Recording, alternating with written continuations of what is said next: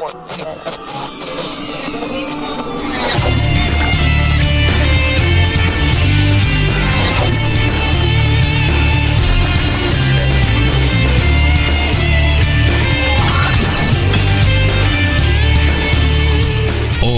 puede ser.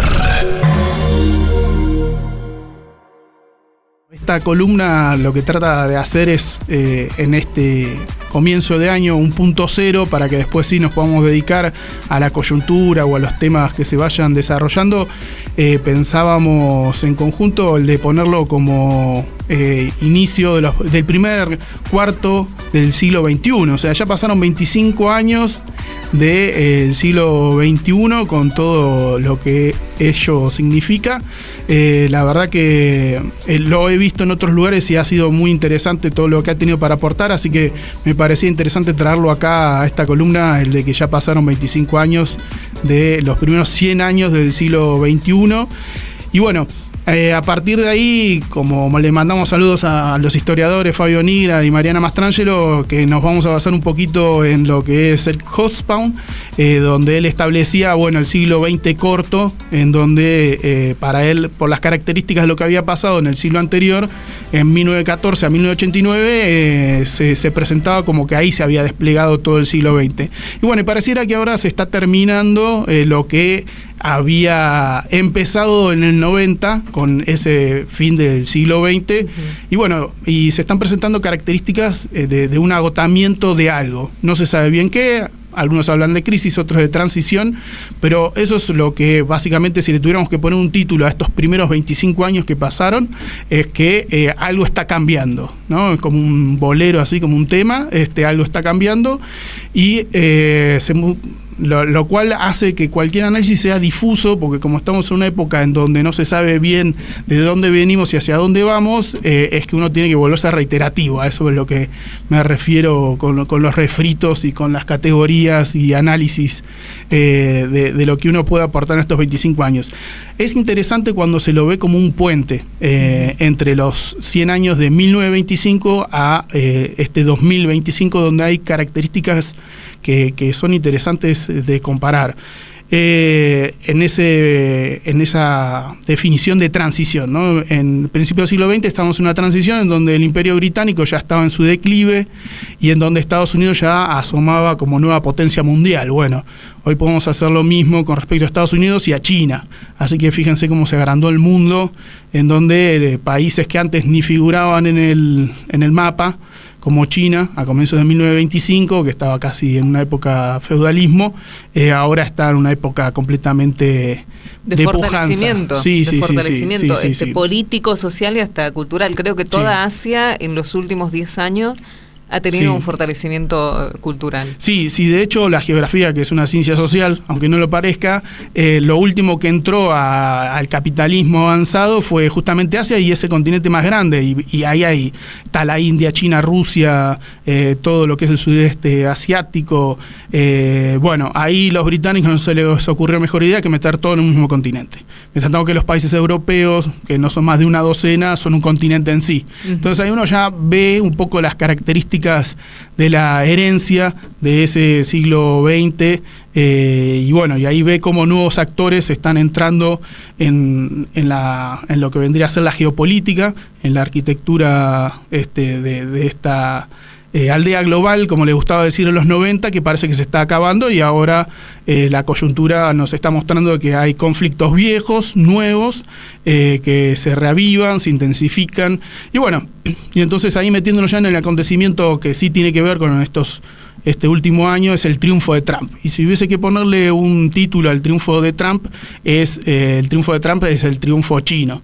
Es decir, que intereses estadounidenses que eran contrarios a la primera presidencia de Estados Unidos ahora apoyen a la candidatura de este presidente, quiere decir que el ala demócrata, que se caracterizaba como lo que se llama globalista, más neoliberal, financiero, perdió mucho ímpetu y ganó esa ala nacionalista de capital nacional, que tiene que ver más con un capitalismo fordista y no tan financiero, ¿no? Que tiene un discurso muy distinto a la primera candidatura, a la primera presidencia de Trump, si la tenemos que comparar a lo que se está proyectando esta. Es diametralmente distinto el discurso en cuanto a cómo manejarse a la economía, a los aliados que está buscando. Ha tenido una reunión con Putin, están viendo de terminar el conflicto con Ucrania porque a Estados Unidos no le ha resultado beneficioso desde ningún punto de vista, según el discurso de Trump, y también tendría algún tipo de conversación con China. Sí, o sea, lo que se habla en el pasado, en los 70, lo que logró Estados Unidos fue dividir a la Unión Soviética de China. Entonces debilitó ese bloque soviético.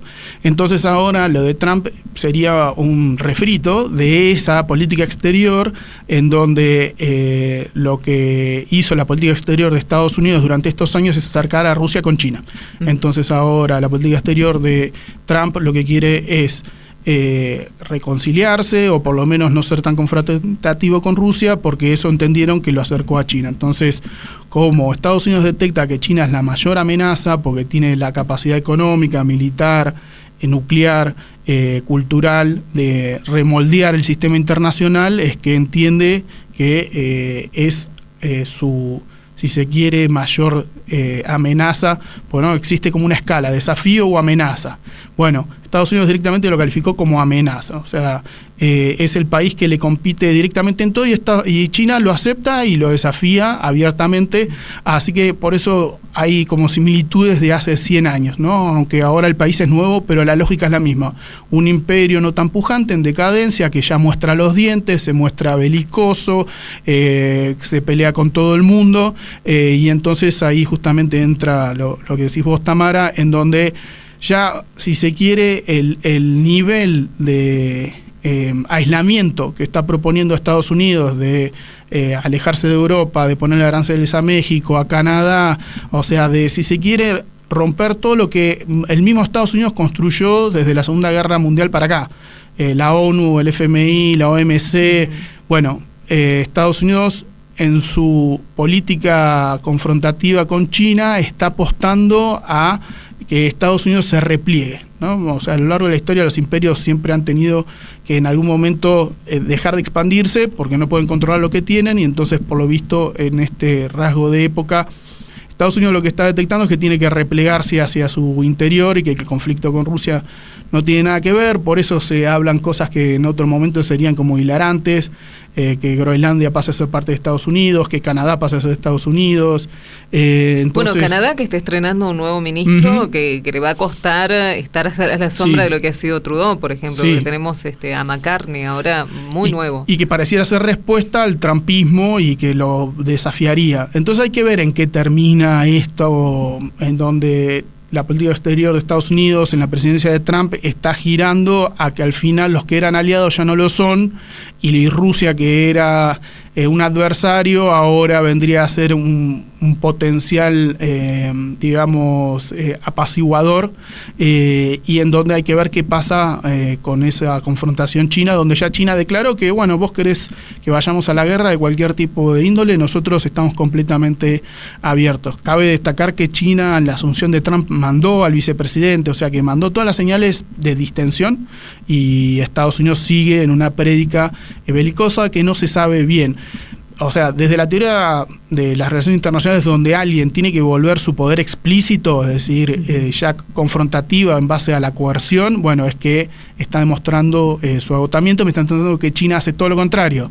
Ruta de la seda, te hace propuestas en lo que vendría a ser todos emprendimientos de energía, de desarrollo del transporte, hasta están metiendo adentro de lo que es la ruta de la seda accesos a la órbita de la Tierra, porque tienen proyectos increíbles de conexión por láser de internet, de paneles solares en el espacio. O sea, ahí te das cuenta cómo los chinos ya están pensando el mundo hacia adelante, y Estados Unidos en cambio está envuelto en una prédica confrontativa.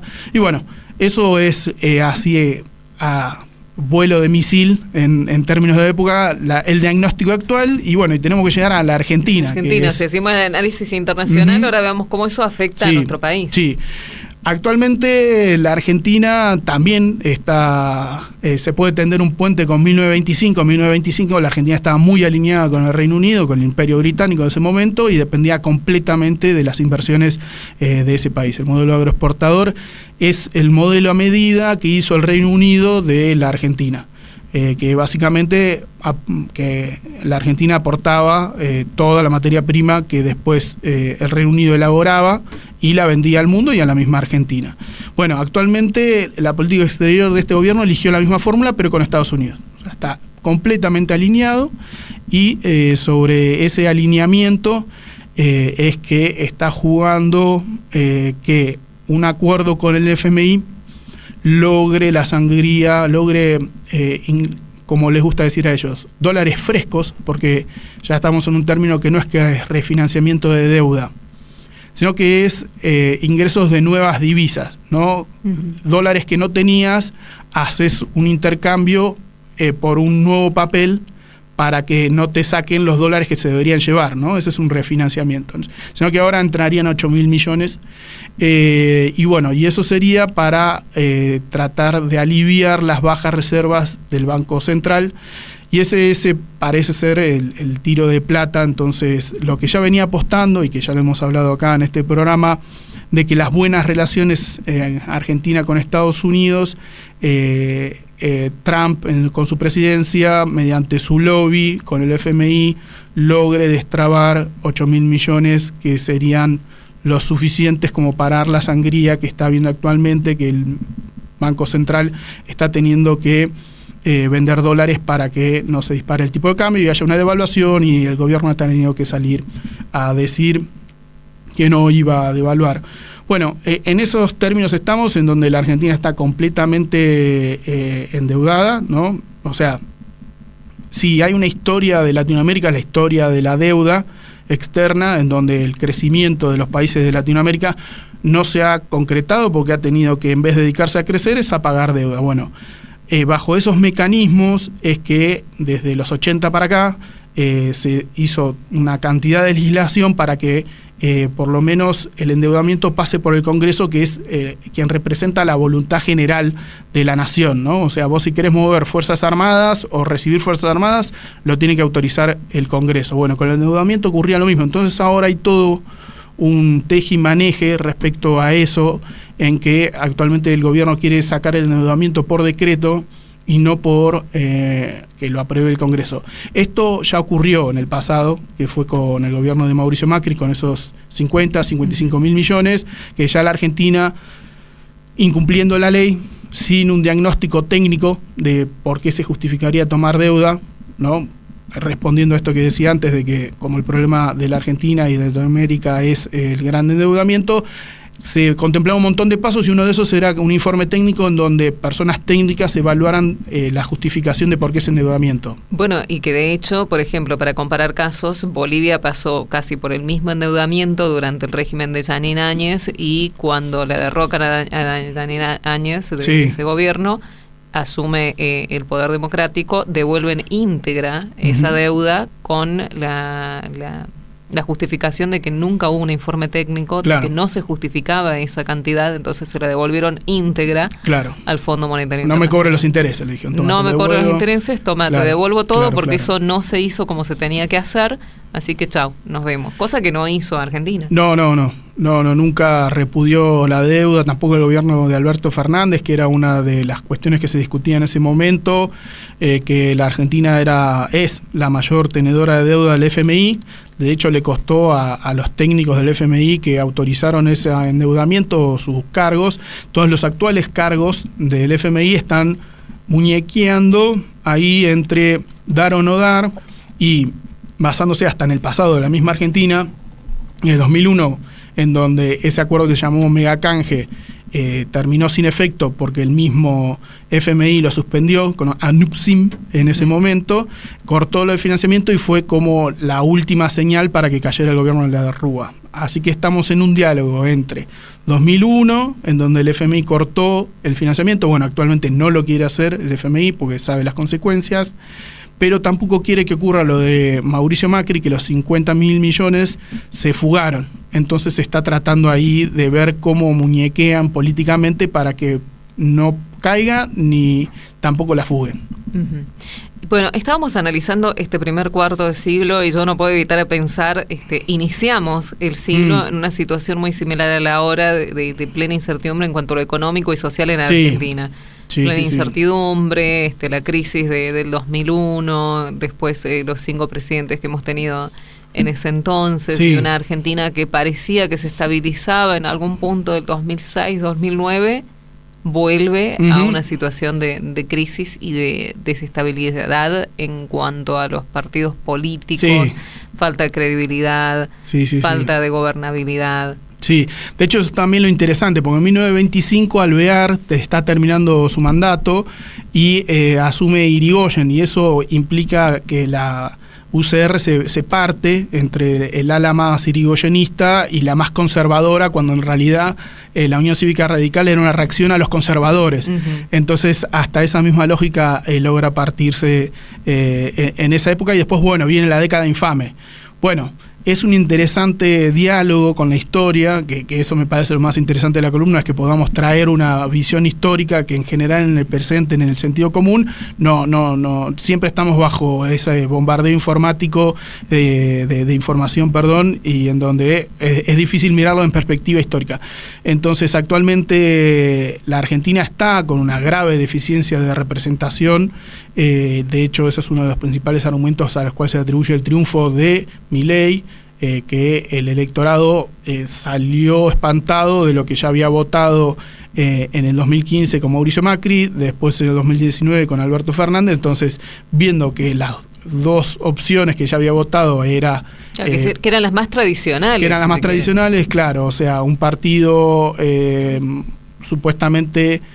caracterizado por hacer lo contrario al peronismo, después votó al peronismo suavizado con Alberto Fernández, y entonces en esta última elección huyó hacia la tercera opción, que era completamente desconocida, ciertamente, digamos, por lo menos polémica, irreverente, y todas esas cuestiones que tienen actualmente, y estas nuevas derechas, que se llaman ultrasderechas, lo cual también te plantea un desafío con un diálogo con el pasado, porque en 1925 estaba el ascenso del fascismo en Europa, ¿no? En el periodo con un entreguerras. Discurso muy similar a cómo se están levantando algunos gobiernos o partidos políticos, pero a nivel internacional. Por eso me pone por ahí la piel de gallina, y cuando lo empiezo a comparar históricamente, digo, no puede ser que estemos retrocediendo 100 años atrás, al menos ideológicamente. Sí, estamos en una época de surgimiento del fascismo con inteligencia artificial, ¿no? O sea, es un fascismo 2.0. Bueno, si uno se pone a ver la cantidad de posturas,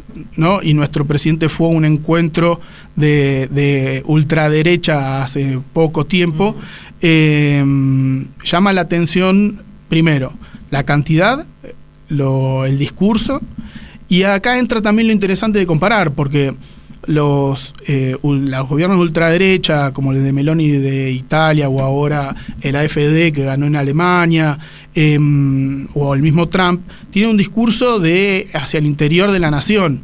En cambio, con Milei y su partido libertario, es en una contradicción o si se quiere, es algo clásico de la Argentina, de liberal en lo económico pero conservador en lo político. Y entonces Milei tiene que convivir con esa esquizofrenia en donde está en contra de la agenda woke, pero por el otro lado habla a favor de las libertades personales. Y eso también es una particularidad del liberalismo y que viene de Margaret Thatcher. Te hablan de libertades individuales, pero después tienen una profunda carga ideológica. O sea, no se están encargando de cómo el individuo no sea oprimido, sino que identifican un enemigo y desde sus categorías ideológicas lo atacan y lo logran derribar, ¿no? Entonces ahora es la agenda woke, supuestamente, que woke era un término en los 90 que significaba despierto, lo cantaba un tema de Pantera, entonces en realidad tenía que ver con una actitud frente a la vida, y después fue migrando, girando, y hasta por ahí la agenda ultra lo resignificó como que, no sé, en las películas de Disney haya besos entre gente del mismo género. Uh-huh. Lo cual ahí también marca cómo todo está muy difuso. Entonces, volviendo al presente y a estos países que está habiendo un revival fascista. En Alemania es el país que más se ha encargado de directamente de legislar en contra del fascismo. Es decir, en Alemania, si vos querés negar el holocausto, te meten preso.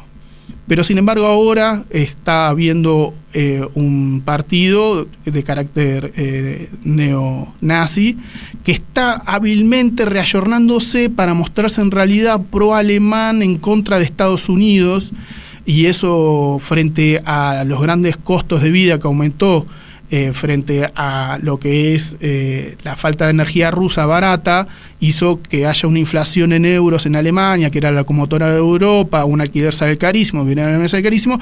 Entonces hay un componente social muy parecido al de 1925, que frente a esa crisis de incertidumbre económica, las sociedades, en vez de ponerse a pensar en un cambio de sistema, se van hacia quien le promete volver al viejo sistema y de orden y de balance y de una Alemania para los alemanes, sin injerencia extranjera, tanto extranjera en relación a la figura de Estados Unidos como al de los inmigrantes, cuando los inmigrantes tienen un gran rol en la economía. Hay muy buenos videos, por ejemplo, en Estados Unidos que hablan de qué le pasa al empresario estadounidense sin mano de obra mexicana, y que habla muy bien de que son muy laburadores y que entonces ahora tiene un problema bárbaro. Entonces, bueno, de hecho también han circulado en diversos medios internacionales, sobre todo los de izquierda, de el problema que han tenido en épocas de la cosecha en Estados Unidos con la con la masiva deportación de inmigrantes latinoamericanos, y que han tenido que emplear mano de obra propia, nacional, y la calidad de la cosecha no ha sido la misma, los tiempos de entrega no han sido los mismos. Sí, mientras tanto que la clase blanca de 40 está pobre víctima del fentanilo en las grandes ciudades. Entonces, la verdad que uno, si ve Estados Unidos, tiene grandes problemas que resolver, y por eso se entiende que se está replegando a su interior. Es una sociedad muy, muy polarizada, como hablábamos con el doctor Pozzi, en donde hay una clase trabajadora clásica que está básicamente destruida desde el 2008 para acá. En ese proceso los inmigrantes han cumplido un rol muy importante en la productividad, y entonces ahora estarían dándole un cachetazo a esa parte. La verdad que es interesante ver cómo Estados Unidos sale de este problema, porque a su vez compite con China, que está haciendo cosas increíbles. De hecho, Tesla, que era supuestamente un gran vendedor de autos eléctricos, ahora está teniendo grandes problemas de competencia con los autos eléctricos chinos porque son mucho mejores, y Tesla creció con los autos eléctricos en base a subsidios de Estados Unidos, del gobierno. Entonces, bueno, vamos a ver cómo logran salir de eso. Me están dando que en Estados Unidos también está en un proceso parecido al nuestro, que el empresario Elon Musk está como director, o no sé qué cargo tiene, secretario de una especie de modernización y desregularización del Estado. Tiene exactamente el mismo cargo que Sturzenegger aquí. De hecho, ya han tenido un par de conversaciones. Claro, lo cual implica como un retiro del Estado de ciertas áreas, lo cual nos lleva rápidamente a pensar lo que pasó en Bahía Blanca, en donde recortes en el servicio meteorológico, en lo que fue también la obra pública. Claro, que se da como una triada perfecta. Sí.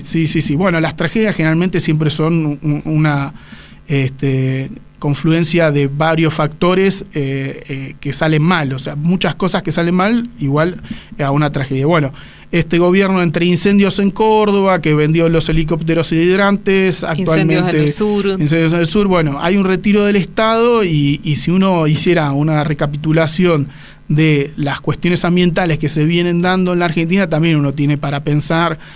La Argentina se retiró de la Agenda 2030, que planteaba ajustes en la economía en vistas del cambio climático. Así que, como decíamos, la cuestión está bastante difusa y difícil de entender, pero bueno, creemos que desde una mirada histórica se puede entender estos puentes y estos análisis y ver las particularidades y las problemáticas que parece que son nuevas no son tan nuevas, sino que son viejas. Lo que se presenta como nuevo en realidad es ultra, que ya lo vimos en el pasado. Así que, bueno, la historia me parece un buen recurso como para poder discernir en el presente actual que parece tan conflictivo.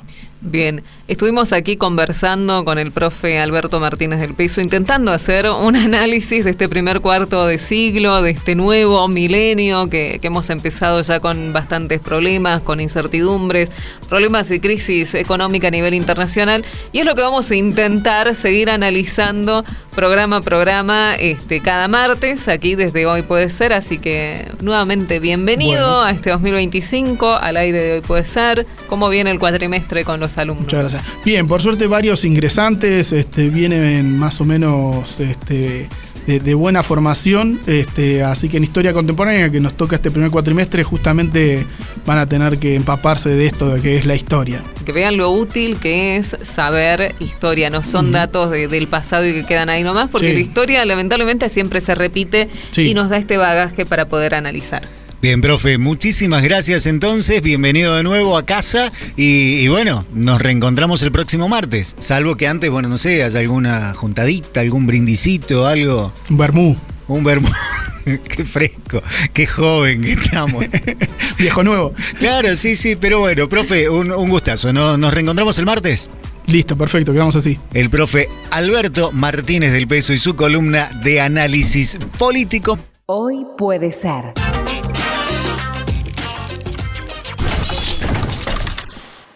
Porque lo que traiga el día